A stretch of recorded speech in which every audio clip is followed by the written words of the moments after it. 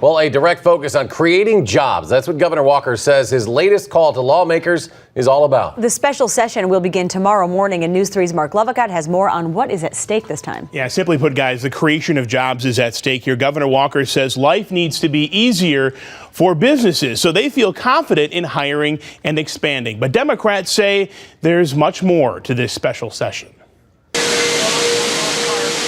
Governor Walker tours Thermal Spray Technologies in Sun Prairie. It's the poster child for his job creation initiative, as the facility has plans to double in size in the next year.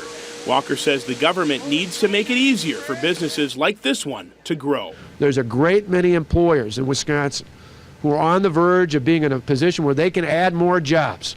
They can put more middle-class people back to work in this state, but they need to have the certainty to know that if they take that kind of risk, the state's going to be there with them.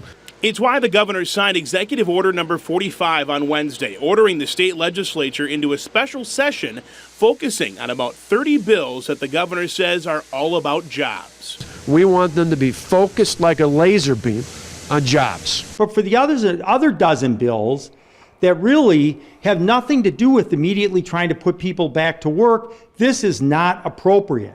Democrats are critical of the special session, saying while some of their bills are included, there are some that have nothing to do with jobs. What we do not want, though, is a special session to rush bills that are just payoffs of special interest. Democrats point specifically to two bills, one about trespassing on property and another about immunity for drug companies for lawsuits. They say these and others just don't belong in this special session.